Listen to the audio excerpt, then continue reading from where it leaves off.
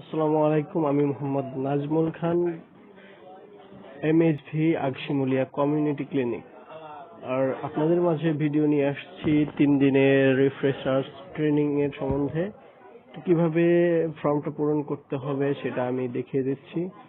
আমাদের এমএইচভি গ্রুপে একটা লিংক দেওয়া আছে, সবাই লিংকে ক্লিক করবেন। 2বার টাচ করার পরে এরকম একটা বোর্ড আসবে, সেখানে আপনি আপনার ইমেল আইডিটা লিখবেন। সো আমারটা লেখা আছে, আমি সেটা দিয়ে দিলাম।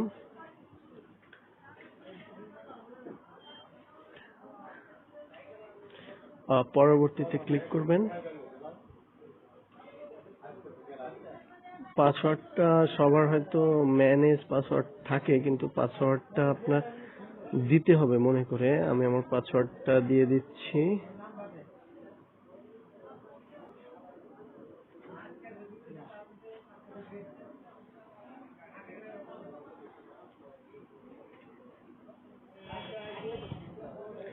ওকে গাইস, আমাদের সামনে আমাদের ফর্মটা চলে এসেছে।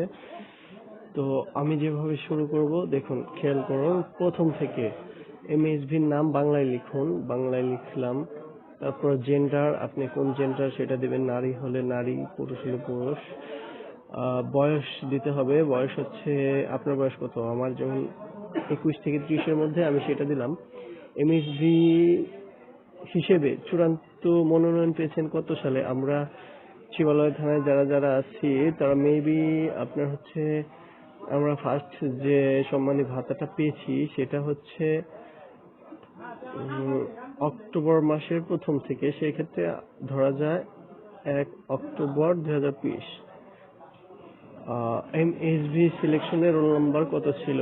আমার রোল নাম্বার মানে সিরিয়ালটা 2-এ ছিল, আমি 2-এ দিলাম। মোবাইল নাম্বার ইংরেজিতে লিখুন, এভাবে মোবাইলটা লিখে দিবেন।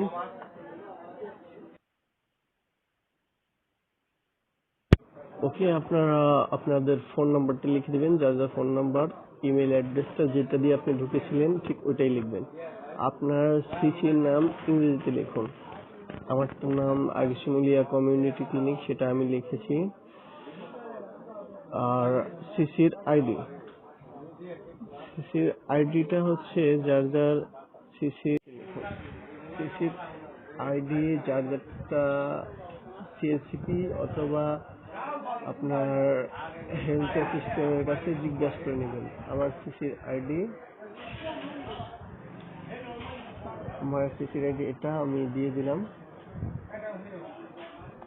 জেলা নির্বাচন করুন, মানিকগঞ্জ জেলা, উপজেলা Shibalaya, union Shimulia, ward only, number ইংরেজিতে। আমরা হচ্ছে 1 নম্বর ওয়ার্ডে আছি, 1 লিখে দিয়েছি আমি। ব্লকটাও হচ্ছে জানার বিষয় আছে।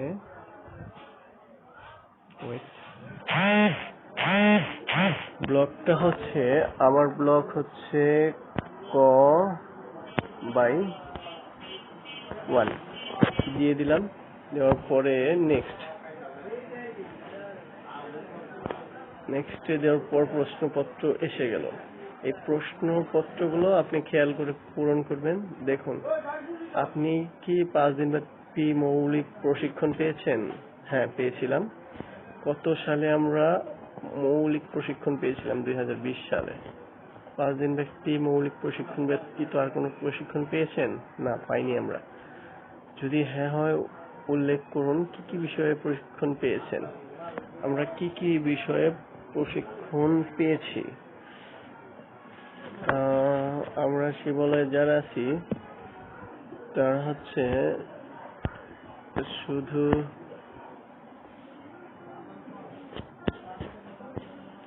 এমএসভি অ্যাপ্লিকেশন মৌলিক প্রশিক্ষণ ব্যতীত আর কোনো প্রশিক্ষণ পেয়েছেন কিনা? আমরা কোনো প্রশিক্ষণ পাই নাই। যদি না দেই তাহলে এই ঘরগুলো ফাঁকা রাখবেন অবশ্যই। ফাঁকা রাখার পরে নিচে চলে যান।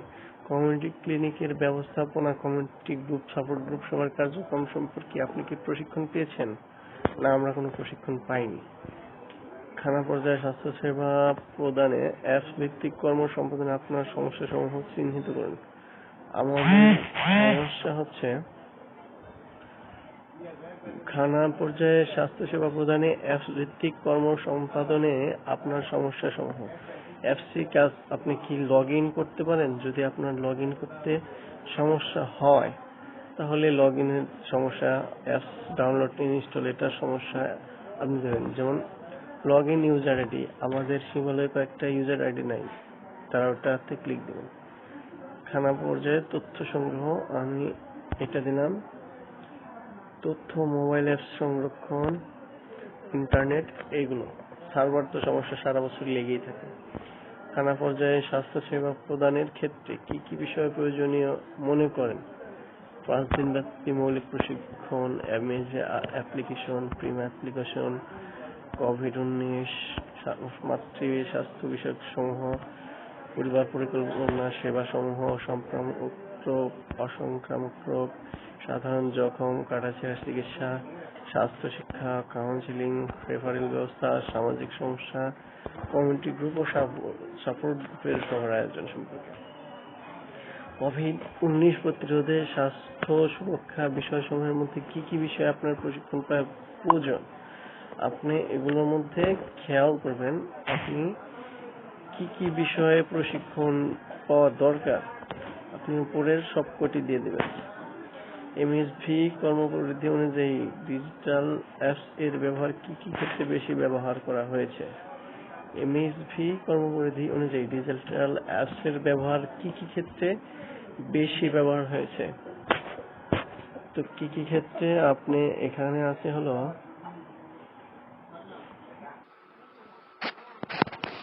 কমিউনিটি গ্রুপ সবার তথ্য প্রদান, মাতৃসেবার তথ্য প্রদান, সংক্রামক ব্যাধির তথ্য প্রদান, অসংক্রামক ব্যাধির তথ্য প্রদান, রেফার করার তথ্য প্রদান, স্বাস্থ্য শিক্ষার তথ্য প্রদান, উঠান বৈঠকের তথ্য প্রদান, কমিউনিটি সাপোর্ট গ্রুপের তথ্য প্রদান, খানাভিত্তিক তথ্য প্রদান, পুষ্টি সেবার তথ্য প্রদান। তারপর আসলাম 10 নম্বর, খানা পর্যায়ে রোগ প্রতিরোধের জন্য কি কি বিষয়ে আপনি প্রয়োজন মনে করেন? খানা পর্যায়ে রোগ প্রতিরোধের জন্য কি বিষয়ে আপনি প্রয়োজন মনে করেন? স্বাস্থ্য শিক্ষার দরকার। সিজি গ্রুপ, সিজি সভায় রোগ প্রতিরোধ সম্পর্কে আলোচনা, সিএসজি সদস্যদের মাধ্যমে কমিউনিটিতে স্বাস্থ্য সচেতনতা বৃদ্ধি করা। উঠান বৈঠক, রোগ প্রতিরোধ পদ্ধতি সম্পর্কে আলোচনা করা। সম্ভাব্য রোগী রেফার, সম্ভাব্য রোগী সম্পর্কে ঊর্ধ্বতন কর্তৃপক্ষকে অবগত করা। সিজি ও সিএসজি সবার আয়োজনে এমএসভিদের করণীয়। শিশুর স্বাভাবিক বিকাশ অধিবেশনের আওতায় নিচের কোন বিষয়টি আপনার কাছে অধিক গুরুত্বপূর্ণ? শিশুর স্বাভাবিক বিকাশ অধিবেশনের আওতায় নিচের কোন বিষয়টা আপনার কাছে অধিক গুরুত্বপূর্ণ? শিশুর বিকাশের ক্ষেত্রসমূহ, শিশুর বিকাশের ধাপসমূহ, শিশুর বিকাশজনিত সমস্যার উপসর্গ, অটিজমের প্রাথমিক পর্যায়ের লক্ষণসমূহ, বিকাশজনিত সমস্যা প্রতিরোধে কমিটি পর্যায়ে এমএসভিদের করণীয়। তো এগুলো সবগুলোই দিলে হবে না,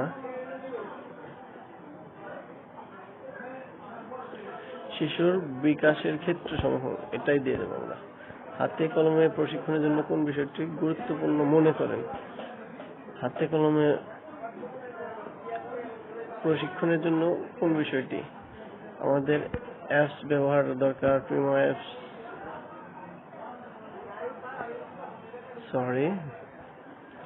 সম্মানিত এমএস এবং প্রিমা অ্যাপস ব্যবহার, এটা দেবেন। রিফ্রেশার্স প্রশিক্ষণে মাল্টিপারপাস হেলথ ভলেন্টিয়ার এবং কমিউনিটি ক্লিনিক বিষয়ে কোন অধিবেশনটি আপনার নিকট গুরুত্বপূর্ণ? মাল্টিপারপাস হেলথ ভলেন্টিয়ারের ধারণা, কমিউনিটি ক্লিনিকের পটভূমি, এমএসভিদের কর্মপরিধি এবং প্রণোদন ভাতা। মাল্টিপারপাস হেলথ ভলেন্টিয়ার কে এবং কেন? সিজি এবং সিএসজি সভার আয়োজন ও সঞ্চালন, এমএসভিদের করণীয়, জনগণের অংশগ্রহণ ও সিজি তহবিল গঠনে এমএসভিদের করণীয়। রিফ্রেশার্স প্রশিক্ষণে যোগাযোগ ও স্বাস্থ্য শিক্ষা বিষয়ে কোন অধিবেশনটি আপনি গুরুত্বপূর্ণ মনে করেন? যোগাযোগ ব্যবস্থা, এলাকার জনগোষ্ঠীকে জানা, কমিউনিটি স্বাস্থ্যচিত্র জানা এবং বোঝা, খানার ধারণা ও গঠন, কাউন্সিলিং বা পরামর্শ প্রদান, উঠান বৈঠক, স্বাস্থ্য শিক্ষা, রেফারেল সেবা, এইটার মধ্যে কোনটা? আপনি সব কয়টাই দিয়ে দিবেন। রিসার্চ প্রশিক্ষণের মাধ্যমে মাতৃস্বাস্থ্য বিষয়ক কোন অধিবেশনটি আপনি গুরুত্বপূর্ণ মনে করেন? গর্ভবতী মায়ের যত্ন, গর্ভবতী মায়ের উচ্চ রক্তচাপ, গর্ভবতী ও প্রসূতি মায়ের পুষ্টি, পরিবার পরিকল্পনা সেবা, বাড়িতে গর্ভবতী মায়ের যত্ন। রিসার্চ প্রশিক্ষণে সংক্রামক রোগ প্রতিরোধ বিষয়ক কোন অধিবেশনটি আপনি গুরুত্বপূর্ণ মনে করেন? রোগ কি, সংক্রামক রোগের বিস্তার, ঝুঁকিপূর্ণ জনগোষ্ঠী চিহ্নিতকরণ এবং প্রতিকার, ম্যালেরিয়া, যক্ষ্মা, ডেঙ্গু, কুষ্ঠ, জলাতঙ্ক, যকৃত ভাইরাস, বার্ড ফ্লু, কোভিড-19 সব। রিসার্চ প্রশিক্ষণে অসংক্রামক রোগ প্রতিরোধ বিষয়ক কোন অধিবেশনটি আপনি গুরুত্বপূর্ণ মনে করেন? সর্পদংশন প্রতিরোধে প্রাথমিকভাবে কমিউনিটি পর্যায়ে করণীয়, উচ্চ রক্তচাপ, ডায়াবেটিস, নারীদের স্তন ক্যান্সার, জরায়ুমুখী ক্যান্সার, শিশু প্রজনন, অটিজম।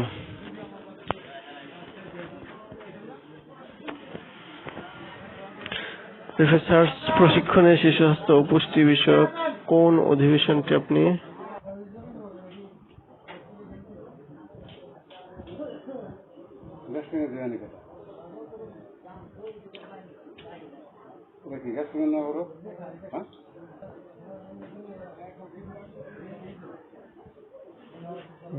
রিসার্চ প্রশিক্ষণে প্রাথমিক স্বাস্থ্য পরিচর্যা বিষয়ক কোন অধিবেশনটি আপনি গুরুত্ব মনে করেন? প্রাথমিক স্বাস্থ্য সবকটা দিব। রিসার্চ প্রশিক্ষণে কিশোরদের স্বাস্থ্য পরিচর্যা বিষয়ক কোন অধিবেশনটি আপনি গুরুত্ব মনে করেন?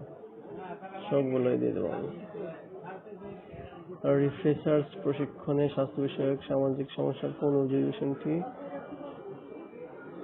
আপনি গুরুত্বপূর্ণ মনে করেন? বাল্যবিবাহের কুফল, জেন্ডার বৈষম্য, মেয়েদের উত্ত্যক্তকারী টিজিং ও যৌন নির্যাতন, ট্রান্সজেন্ডার, নারী প্রতি বৈষম্য, শুদ্ধাচার, কৌশল ব্যবস্থাপনা। মতামতটা আপনারা যার যার নিচের মতো করে লিখবেন। আমি যেমন লিখেছি, উপরোক্ত ফর্ম থেকে আমরা 3 দিনের ট্রেনিং এ অনেক কিছু জানতে ও শিখতে পারবো। সেই সাথে মাননীয় স্বাস্থ্যমন্ত্রীর কাছে আমাদের আকুল আবেদন, আমাদের এমএইচভিদের যদি সম্ভব হয় একটা কোটার অন্তর্ভুক্ত করা হোক এবং আমাদের প্রণোদন ভাতা একটা স্কেল আকারে করা হোক এবং আমাদের বেতন ব্যাংকে দেয়া হোক। সবগুলো হয়ে গেলে সাবমিটে ক্লিক করে কিছুক্ষণ অপেক্ষা করুন।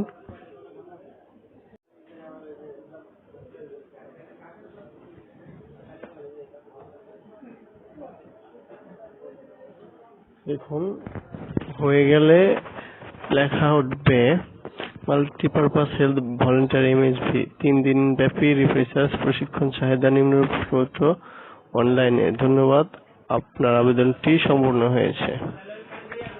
তো ভিডিওতে অনেক ভুল ত্রুটি হতে পারে, আপনারা ক্ষমা দৃষ্টিতে দেখবেন। আর এটা শুধু আপনাদের সুবিধার জন্য করা হয়েছে। ধন্যবাদ সবাইকে।